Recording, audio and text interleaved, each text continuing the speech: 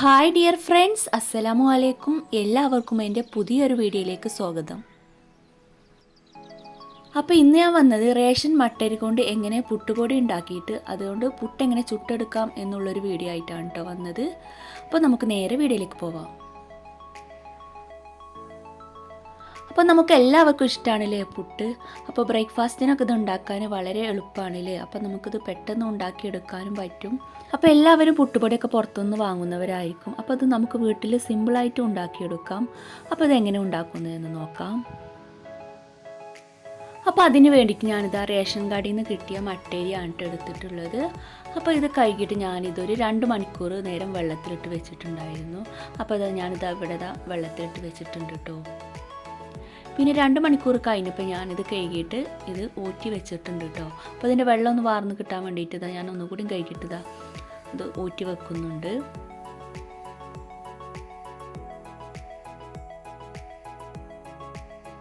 അപ്പോൾ എല്ലാവർക്കും പുട്ടുപൊടിയൊക്കെ ഉണ്ടാക്കാൻ അറിയുന്നുണ്ടാവില്ലേ, എന്നാലും അറിയാത്തവരുണ്ടാവും. അപ്പോൾ അവർക്ക് വേണ്ടിയിട്ടാണ് കേട്ടോ. അപ്പോൾ പുട്ടുപൊടി ഉണ്ടാക്കിയാൽ അത് വറുത്തെടുക്കണം എന്നുണ്ടെങ്കിൽ വറുത്തെടുത്താൽ മതി, ഇല്ലെങ്കിൽ വറുത്തെടുക്കാതെ നമുക്കിത് ഉപയോഗിക്കാനായിട്ട് പറ്റും. അപ്പം നമ്മുടെ അരിയൊക്കെ കഴുകിയിട്ട് ഞാനിവിടെ വെള്ളം വാരാൻ വേണ്ടിയിട്ട് വെച്ചിട്ടുണ്ട്.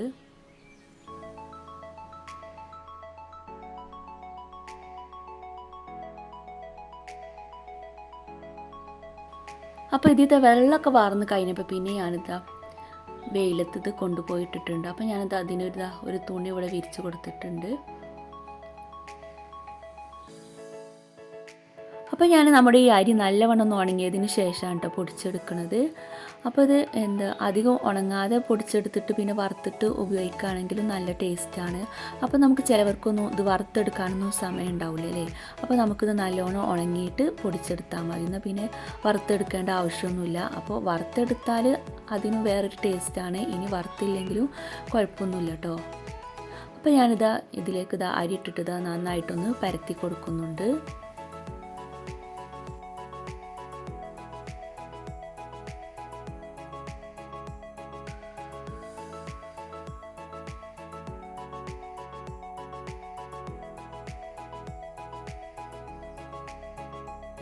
അപ്പോൾ അങ്ങനെ ഞാൻ നന്നായിട്ട് പരത്തിയെടുത്തിട്ടുണ്ട്. പിന്നെ ഞാനിത് ഇടയ്ക്ക് വന്നിട്ടൊന്ന് ഇളക്കി കൊടുത്തിട്ടുണ്ടായിരുന്നു കേട്ടോ.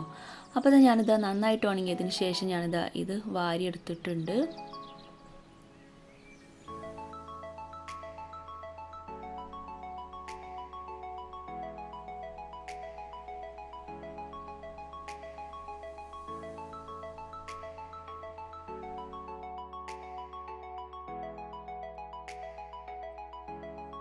അപ്പോൾ അങ്ങനെ ഇത് നല്ലവണ്ണം ഉണങ്ങിയപ്പോൾ ഞാനിത് വാരിയിട്ട് മില്ലിൽ കൊണ്ടുപോയിട്ട് പൊടിച്ചിട്ടുണ്ടായിരുന്നു കേട്ടോ. അപ്പോൾ ഇത് നല്ല രീതിയിൽ തന്നെ നമുക്ക് പൊടിച്ച് കിട്ടിയിട്ടുണ്ട്.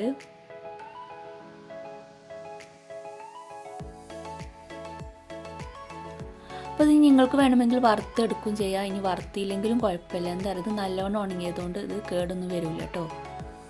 അപ്പോൾ നമ്മുടെ പുട്ടുപൊടി ഇവിടെ റെഡി ആയിട്ടുണ്ട്. ഇനി നമുക്ക് ഇതുകൊണ്ട് എങ്ങനെ പുട്ടുണ്ടാക്കുന്നതെന്ന് നോക്കാം.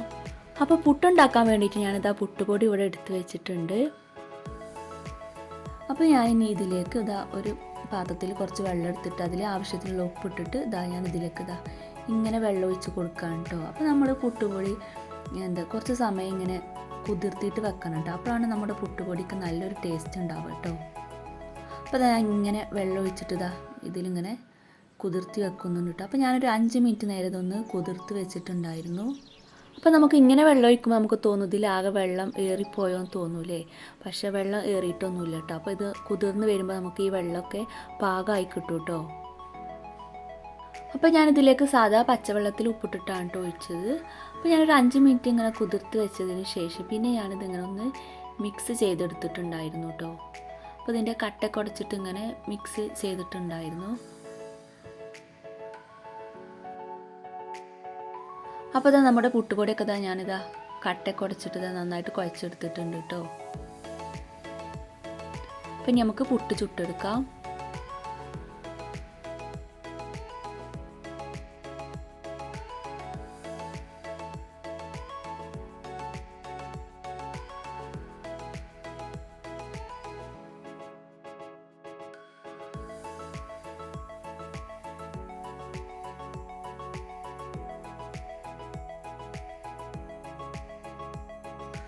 അപ്പോൾ അങ്ങനെ തന്നെ ഞാനിതാ പുട്ടൊക്കെ വേവിച്ചെടുത്തിട്ടുണ്ട്. അപ്പോൾ അത് നമ്മുടെ പുട്ട് ഇവിടെ റെഡി ആയിട്ടുണ്ട് കേട്ടോ. അപ്പോൾ നല്ല സോഫ്റ്റുള്ളൊരു പുട്ടായിരുന്നു കേട്ടോ അത്. അപ്പോൾ അത് കറിയൊന്നും ഇല്ലെങ്കിലും കഴിക്കാൻ നല്ല ടേസ്റ്റ് ഉണ്ടായിരുന്നു.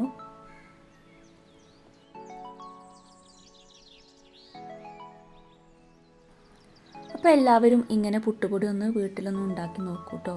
അപ്പോൾ വളരെ സിമ്പിളായിട്ട് നമുക്ക് ഉണ്ടാക്കിയെടുക്കാനായിട്ട് പറ്റും. അപ്പോൾ അത് വറുത്തിട്ടില്ലെങ്കിലും കുഴപ്പമൊന്നുമില്ല, എന്നാലും വറുത്താലും നല്ലൊരു ടേസ്റ്റാണ്.